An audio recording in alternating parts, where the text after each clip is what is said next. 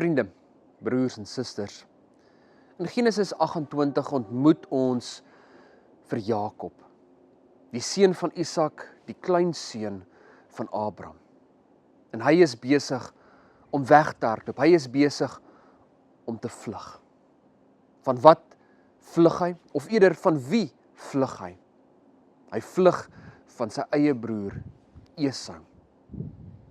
Esau is die eerstgeborene, en hy sou sy pa se seun as ook sy erfporsie ontvang.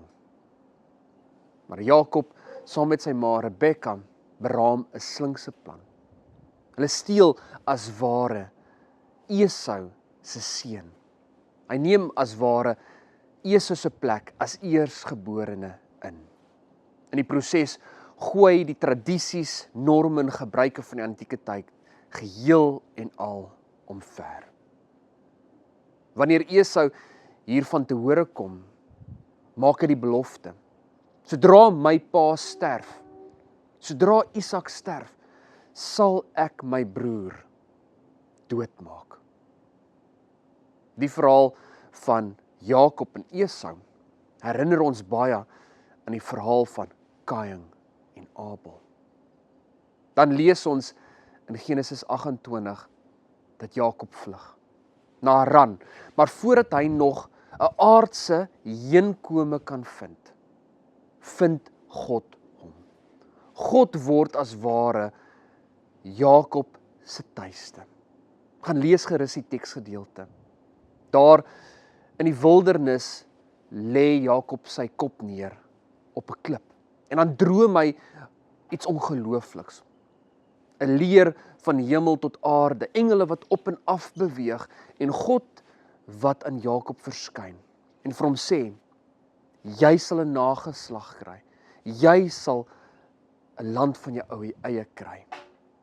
God bestraf hom nie, God oordeel hom nie, nie alles behalwe. God seën hom. God bevestig die beloftes wat hy aan Abraham en Isak gemaak het aan Jakob. Hierdie tweedegeborene, hierdie bedrieër, hierdie vlugteling ontvang nie God se straf nie, maar eerder God se vergifnis, God se seën en ryke beloftes. Kom ons maak die teks vir 'n oomblik op onsself van toepassing. Waarvan vlug jy? Waarvan hardloop jy weg? Ons hardloop weg van dinge in die verlede, slegte gebeure of emosies. Ons vlug van vandag, hierdie harde realiteit. Ons vlug selfs van môre. Wat gaan gebeur? Hoe lyk die toekoms? Maar vriende, ons vlug in die eerste plek van onsself. Ons eie skuld, ons eie sonde, ons eie woede en aggressie. En ons hou onsself besig met nietighede, tegnologie, ons werk, aardse plesiere. Maar weet jy, vriende, net soos Jakob gevind is deur God, so vind God ons ook daar waar ons vlug, daar waar ons weghardloop. God vind ons in Jesus Christus.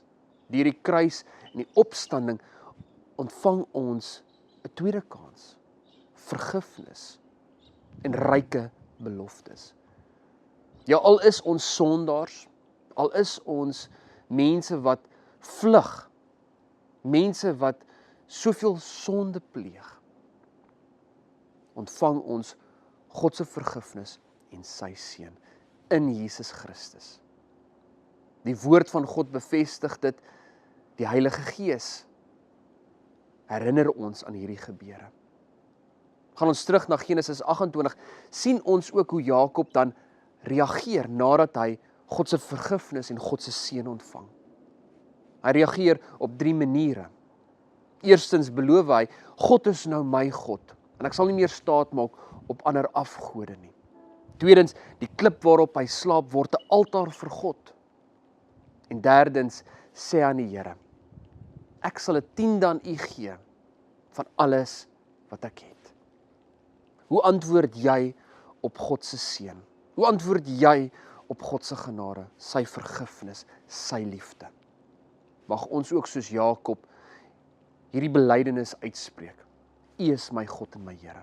Mag ons ook ons ganse bestaan omskep in 'n altaar vir God.